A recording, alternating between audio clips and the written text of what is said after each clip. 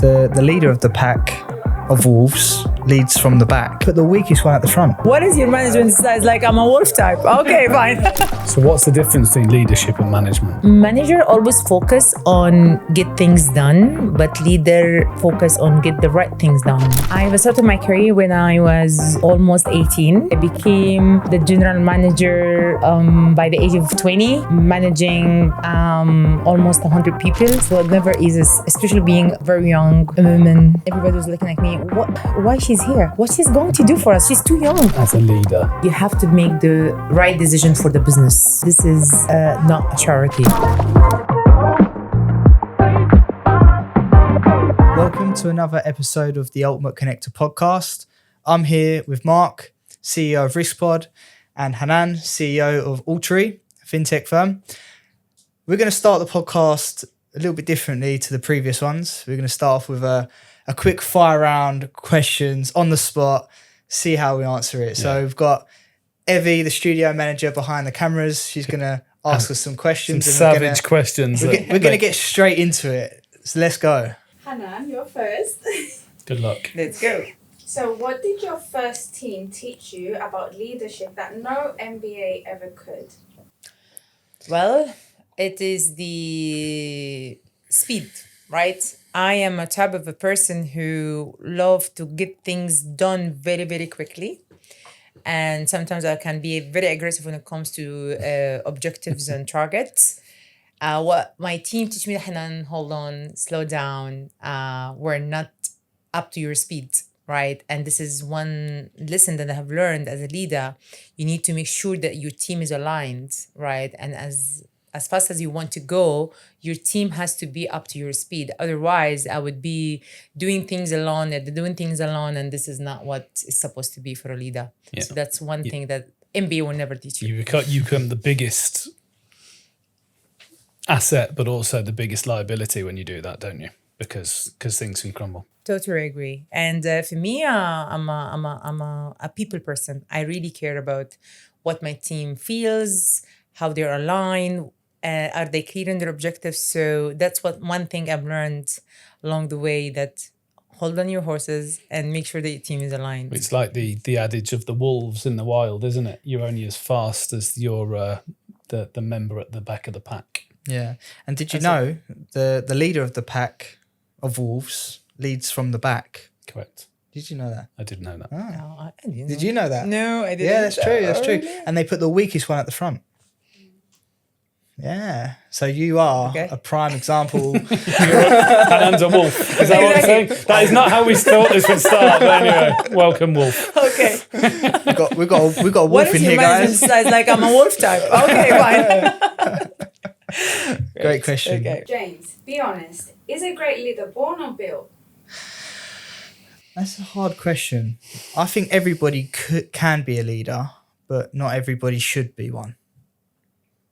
You think you're either born one or not born one? No, I don't think everyone can be a leader. Really? Mm-hmm. Why? They don't want to be. Yeah, but it all comes down to decision. Like if you woke up one day and decided, right, I want to be a CEO, I want to be in a leadership position, what's stopping them from doing that? It's themselves. It's their mindset. So it's a choice, I believe. Yeah, I agree. And I think the other way around is some people can be leaders but really don't want to be. Or And it shouldn't makes be. them- Yeah. Or shouldn't be. Yeah. I totally agree. And I think also being a leader is okay, it's a personal choice. This is one. Two, it is your capabilities and abilities to become a leader, because you can become a great manager, but not a great leader. There's a big difference. There's a lot of people get themselves confused between being a manager or being a leader, right? Yeah. So if you choose to be a leader, then you need to be a good one. Yeah. Yeah, because we also come across a lot of bad leaders and good leaders. Yeah, Yeah. and there's a big difference between, and even a good manager and a bad manager. So what's the difference between leadership and management? Oh, that's a good one. So I think manager always focus on get things done, but leader focus on get the right things done, right? Nice. And I guess as well, the manager will always focus on delivery, and the leader will think about the direction and the impact, right? So it is very important for you as a leader to make sure that you own the result, right? The leaders, they deliver the result, but the manager, they deliver the result, but the leaders, they own the result, right? They have the ownership. And that's the big difference between being a manager and a leader. Yeah, I think Yeah. so. We've discussed this a few times, Yeah, haven't we? we How have. setting the right strategy from the front as a leader is what bleeds down into everyone else below, whether it's Yeah. delivery or anything else. Yeah, and has the vision for the business, Yeah. right? And the belief. Managers sometimes don't have that foresight to look at problems that might occur, right? Yeah, it is the vision. So a lot of people can be great at doing things, but they're not visionary. They can't build a strategy. They can't take even the team into the right direction. They can't even build a good team around them. They're very good working by themselves, right? And this is also take us to how good you are in managing people, because again, we've seen among our careers, people have titles of managers and leaders, but does that really mean they're manager and leader? Because if the people underneath don't perceive that, I don't consider they're one. So those leadership qualities like vision, empathy, Clarity, compassion, clarity, ownership. Ownership, initiative. Ownership's such a big Ownership, one. So being responsible. do you not believe that those things can be taught in a person, or do you think that comes from somebody making the decision to go and learn that themselves? I think it can be learned in part. So Yeah. It can. But again, it's about some part of it is who you are as a person as well, right? I mean, take a salesperson for an example, right? There is a lot of people try to work in sales, but they failed, not because they want to fail, because they have no skills to become sales. They're not good with selling stuff for people. Maybe they're good at doing something else, right? It's the same with the leaders and manager. You need to have a set of skills built in, right? And then you can work on them to become better. But no matter how they work on themselves, take education, go into courses, still It's the underlying. it's the person himself. Yeah. Some people have an innate ability to engage, for example, and they are very good at sales. Yeah. Yeah. It's that Right, burning because desire, isn't it? It's Well, that. and the buy-in that they're able to facilitate from people during any given process or exchange or interaction. So it's less about what you can do as a skill set and more about who you are as a person. Yeah, and also certain roles requires from you certain skills, right? So if you're an impatient person, you can't be a leader. Because you have to, when you're a leader, you have to listen to people. Is anyone in here impatient? I'm not impatient at all. I have full patience, and I think sometimes it's just like it becomes too much on me, because I am a very good listener. I have so much patience where my team can come and sit and talk every day for things that I have 100 times I explained for them. So how do you balance the speed in which you want to operate and the patience that you need to, get your team up to speed? I mean, that's like a... Like, I am very Juggling patient. act. Yeah, I am very patient as a person. And, but in the same time, I am too fast. And I get things done, and I'm a multitask person. So sometimes, like, I didn't notice that about myself, unless my team have told me when they used to come, for example, sit in my office doing some stuff. And then, like, they look at me, how come you're able to reply an email, you be on the phone, you're focusing what we're doing, and you're still building a strategy on the same time? This is require a person to become a multitask. So for me, this is why I am too fast, but at the same time, I've learned to slow down with my team and to make sure whenever I give a task for the team, first of all, the direction has to be very clear. The strategy has to be very clear, and the measurable targets, and I have to put myself in the shoes of my team, right? Because we are different people. My capacity is different from your capacity. Your learning capacity is not my your learning style is different from my learning style. And you have to understand that about your team as well. So when you want to give them a task, you have to make sure they're clear. They understand it. That sometimes I had to tell the team, okay, can you tell me what did you understand from our strategy? Right. Can you please explain for the team, what do we expect? But that's an important question to clarify, because you may know it. You can't assume somebody The communication is very important, because sometimes you think that everything you're saying that people understand, but they don't. You'll be surprised that not everyone will be aligned Correct. in terms of understanding. So that's why I need to make sure that everyone is aligned by asking them questions, giving them tasks and monitoring. I don't like to manage them, but I monitor and I make sure I'm there to guide them when I see them they're going out of the direction. But this is a very good example of leadership. Yeah, this is perfect actually. And I've read a book on neuro-linguistic programming, NLP. It's like a concept. I'm in love with it. But one of the things that you mentioned there, which just that triggered something in my mind, was your ability to step in the other person's shoes. Not everybody can do that, right? So most people are stuck in first person's perspective. They only care about themselves and their perspective. But somebody like yourself, somebody in a leadership position, has the quality of not only going into second person's view, where you step into the other person's shoe, but also in third person's perspective, where you look at it from a bird's eye perspective, kind of like a doctor, analysing the actual situation of what's going on, and then go into first person, second person and third person point of view. So you get a full picture of the actual situation. And I think from what you're saying here, you do that very, very well. So that's amazing. Yeah. And I think part of it, I have also got it from my mom and dad, right? And just because you can't do that if you're not a people person. Yeah, if you don't like to engage with people and understand and support. And I think this is how we're being raised since we're young. Like, for example, we used to have, I'm the youngest among my sister and brothers. And when I used to have issues, and my dad used to tell me, no, you have to listen to your sister. She's making a point, right? You have to listen and you have to understand where she's coming from. Yeah. You're right and she's right, but you have to listen to her. And this is, I remember very well many situations that happens with my elder sister, and then this is something you also can gain from your family, right? Because imagine 100%. That if my dad was saying, okay, you're right, Hanan, you're right, everything that I want to do, you're right? I would nothing. I will be growing up with an ego. Yeah, absolutely. And you can't fix someone's ego. Yeah, I'm going to say that it's the whole nature nurture thing. The question was, are you born with it? Or do you learn it? Yeah. And actually, I think a lot of it you learn or subsume before you start working. From your upbringing. I was going to mention it earlier. It's the nature nurture thing. You know, if you call a dog a bad name, it behaves like a dog. If you care for a dog and give it love and affection and the right kind of treatment, it will grow up to protect you and do the right things.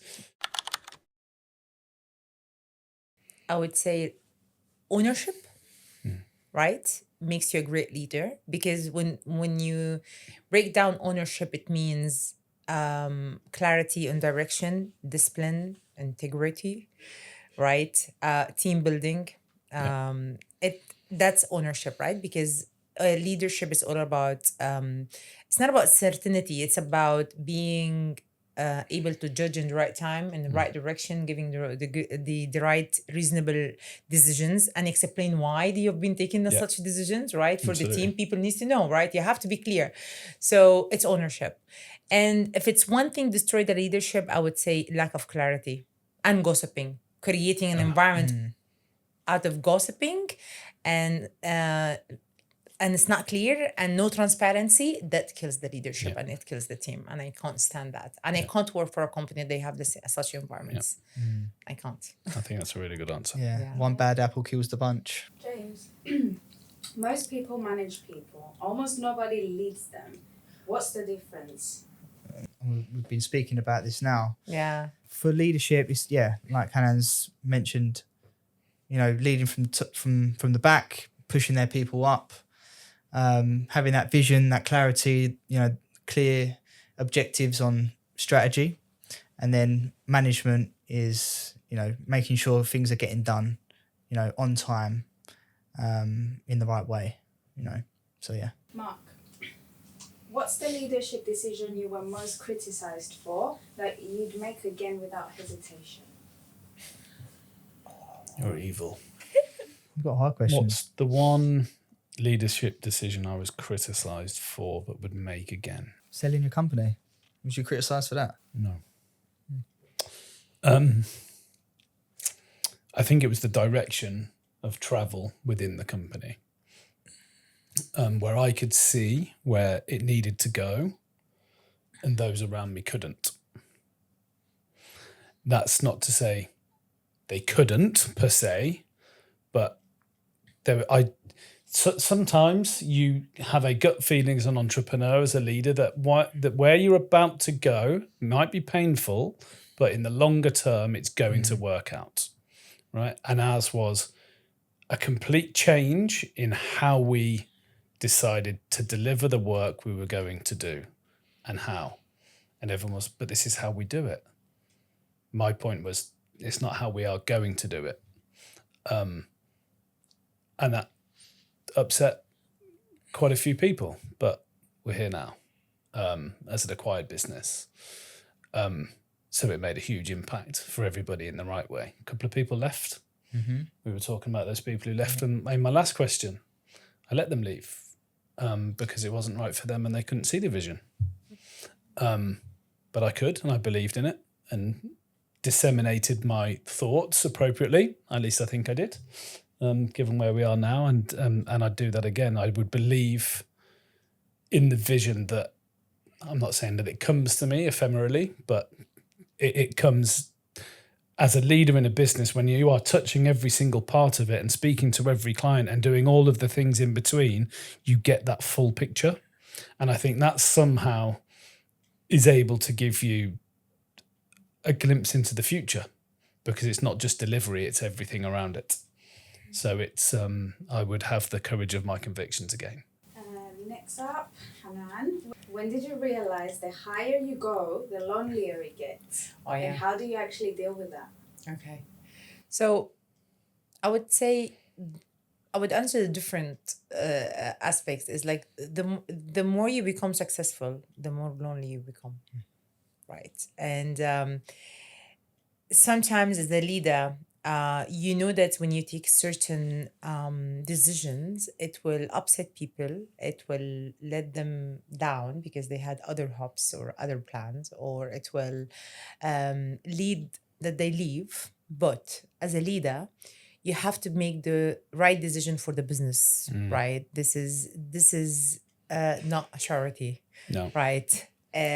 So it gets difficult sometimes, doesn't it? It becomes very difficult, and the people who used to be very close to you, they would start to now saying, "Oh, this is the wrong decision. You're thinking of yourself. You're not thinking of us," and they forget about that. I have a responsibility toward the company, right? And I would always take the right decision toward the business, taking in consideration how important is the people, because I always consider people as the assets of any business, right? And you have to make that balance of making the right thing for the business and maintaining the assets, right? And but at the end of the day, how do I deal with it? I make sure that I explain for the team why we're going to this direction, and what is the impact of that. People who understand, they would stay, and I want these people to stay. And people who wouldn't understand, they would leave. I would wish them good luck and let them leave. I think this is a really good one, actually, because leadership is about also making very difficult decisions that ostensibly will impact people. And why do people go to work? It's to protect their livelihood, to support their family. So it can be exceptionally difficult to say, well, we're going to make this decision and it's going to impact X amount of people or whatever over here. But you're absolutely right. Leadership is about the explanation of the why. And it's not as twee as saying, this isn't about you. It's not you, it's me. It's actually the business decision requires this because of X, Y, and Z. You know, people are going to lose their jobs. People are going to have to change their jobs. People are going to have to upskill and retrain. It's all about the delivery of the message, which comes back to that strategic direction again and again and again. And it's difficult messages are exceptionally important to be delivered properly. And they say the bigger your vision gets, the smaller your circle gets. The bigger the vision, the smaller the circle. I think also has to do with age. Yeah. As well. I think like when we were younger, we have more stamina. Yeah. I don't know. Like they say, when we grow, you're like there is. Your circle of people would becomes less and less and less, right? And And I think this is true because you're in a certain age of your life where you understand exactly what you want, how you Yeah. want to surround with people. You don't want Yeah. to be impacted by certain things that Yeah. it's before you were very okay with it, and this is normal. I mean, it's not only us. I mean, it's just that any normal human being will Absolutely. be in the same phase and Yeah. take the same decisions. Yeah, so, Yeah, I'm approaching 50 now, but I've still got lots of energy, I think. Yeah, I think you do. of course. James, Yeah. who's the leader that changed how you lead? And what's the one thing they did that you've never forgotten?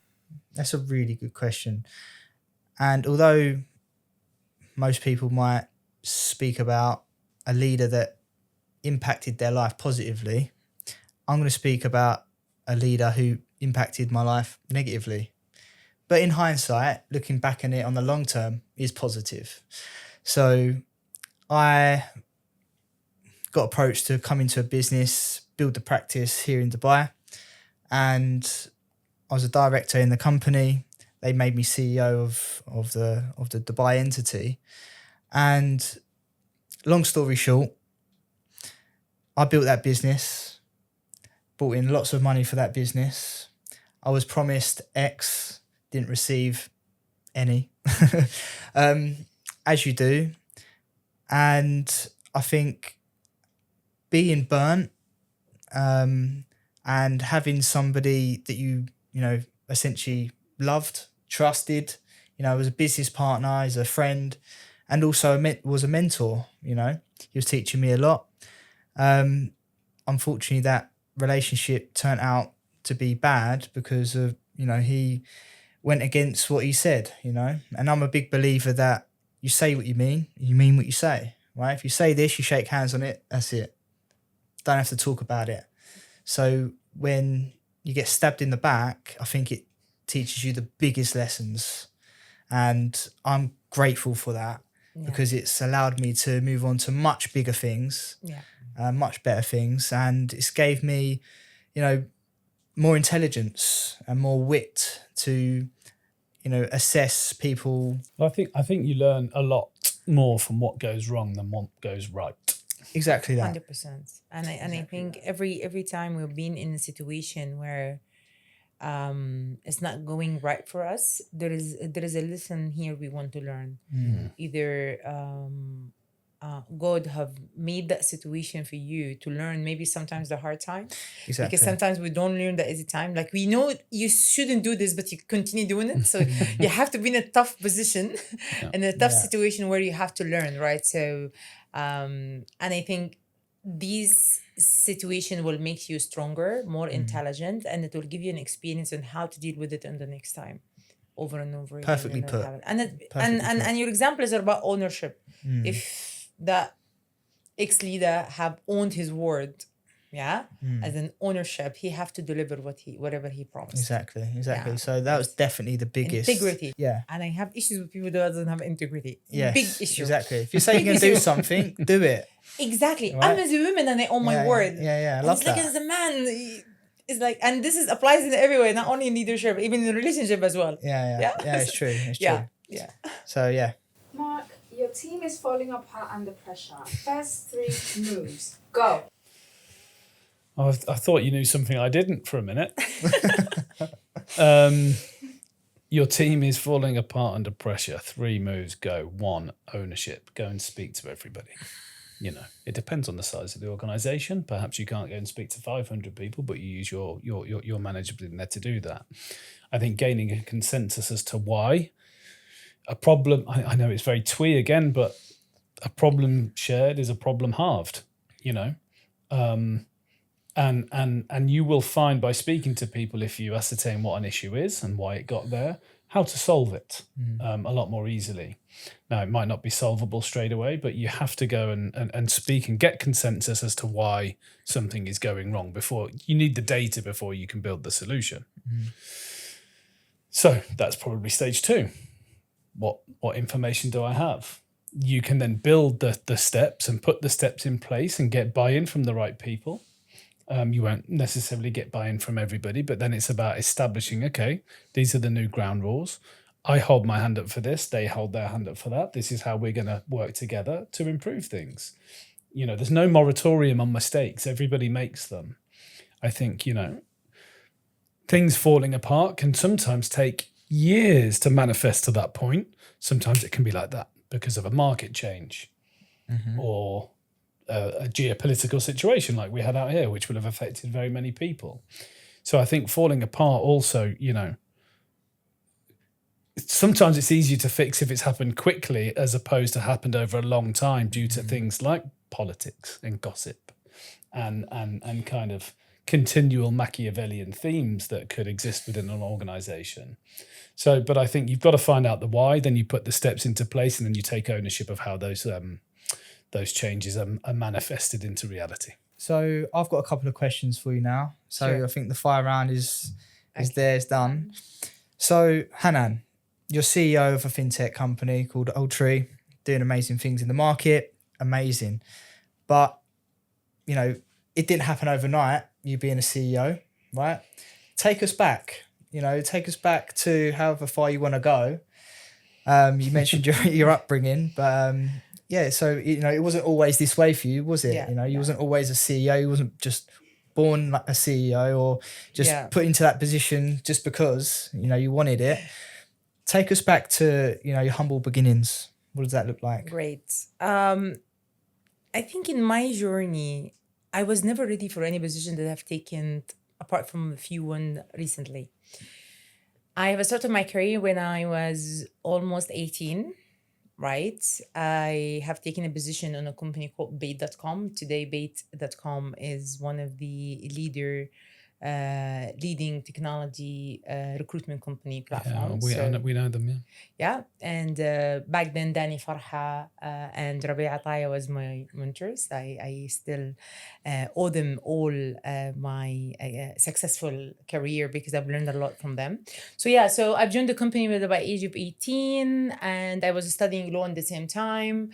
And I started as a marketeer, got promoted every 6 months, literally. I became the general manager by the age of 20. Wow. Managing almost 100 people with the 18 direct reports. Most of them were men.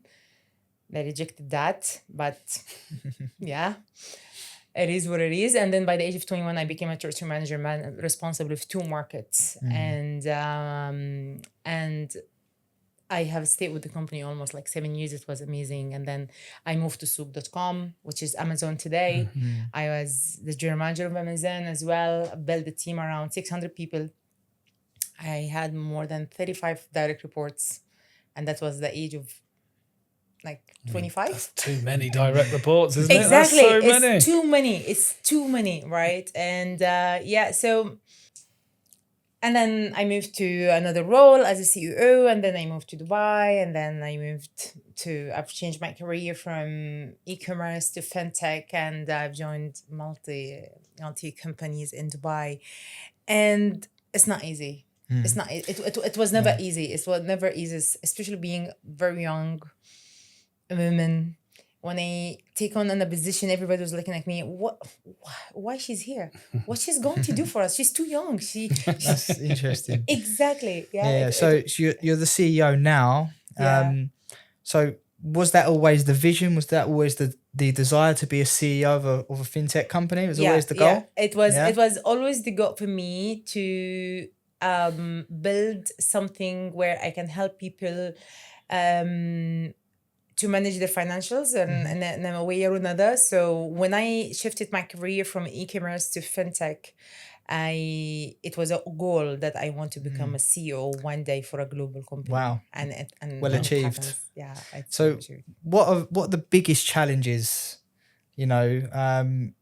what have been the biggest challenges for you to get to that position? Maybe internal struggles, what have you had to deal with? Have you had to deal with like anxiety, depression, setbacks, failures, shame, all these things that come up on the journey of success. So what's come up for you? For me is I have maintained a status of success, and that was always my fear. Is to take in something that it might lead to a failure. I reject being a failure.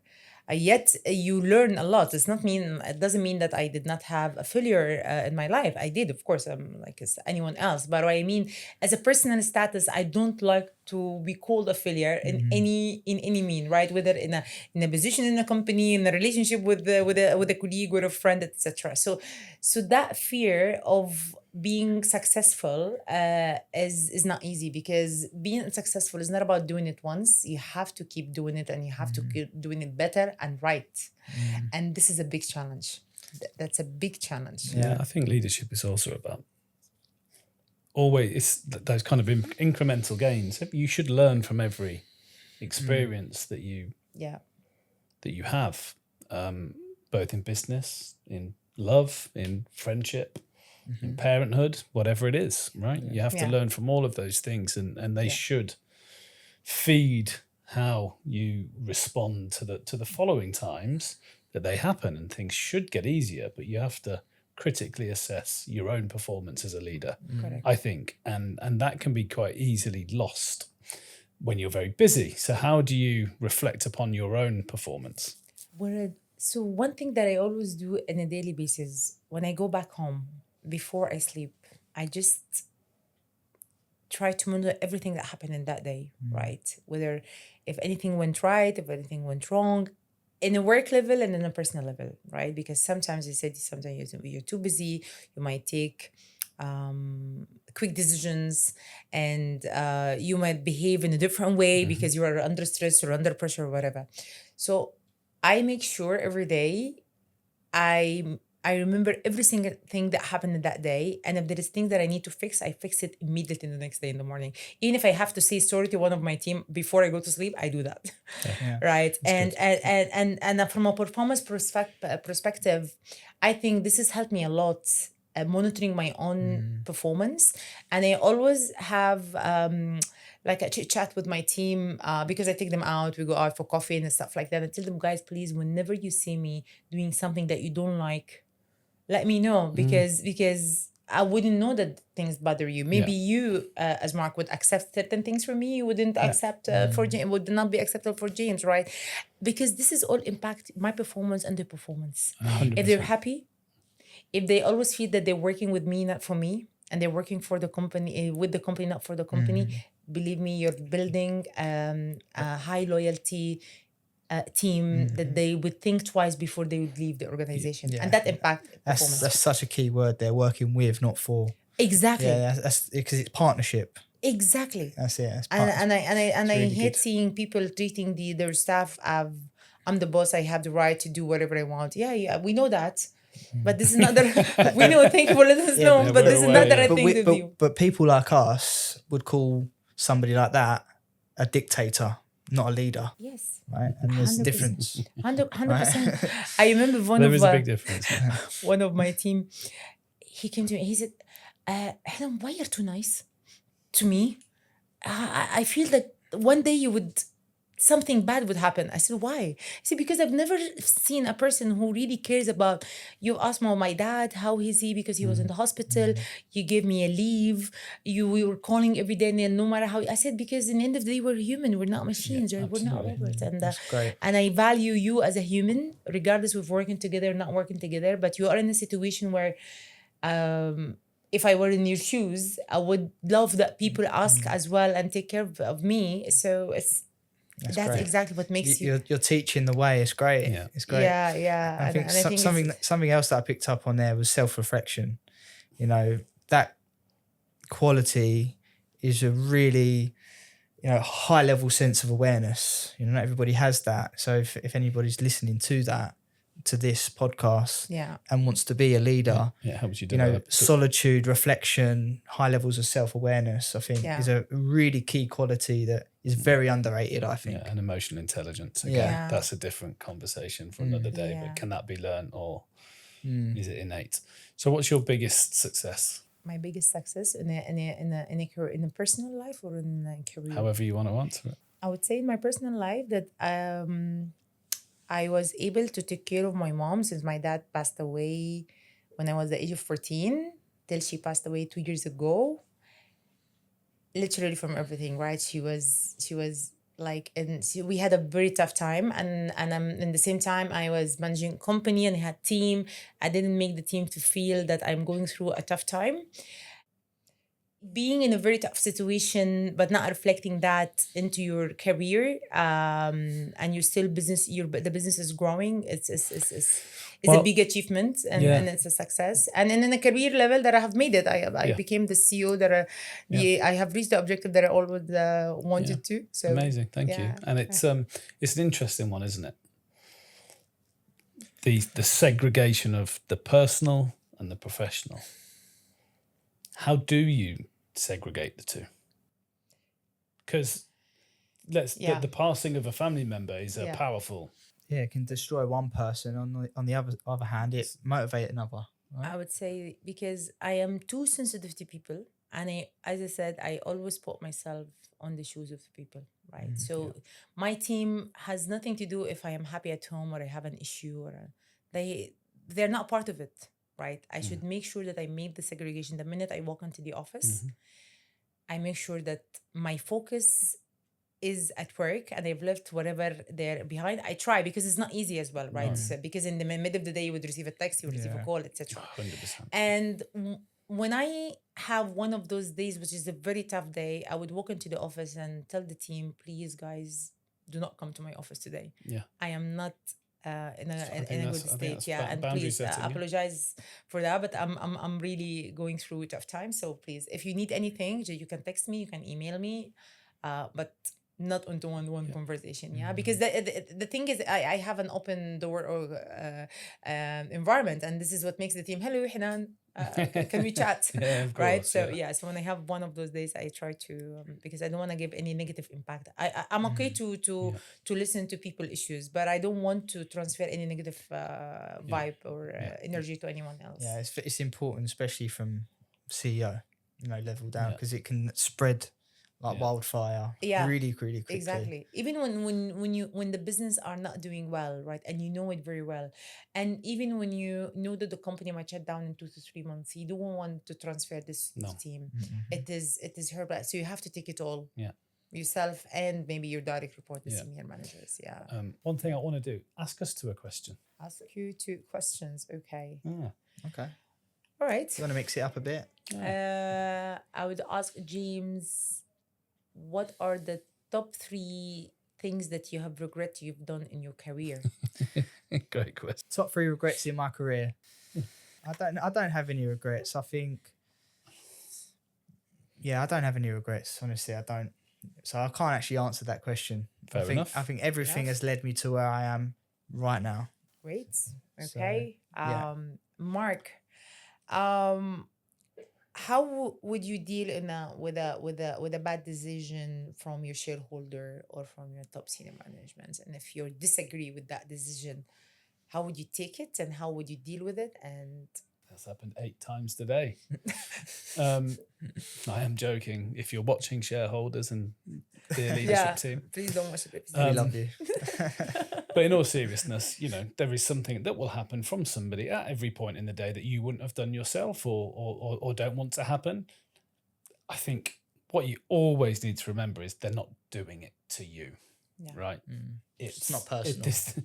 Anything that happens, if you're in, I am a very lucky person. I mean, I've been acquired by a wonderful company with wonderful people who genuinely care, right?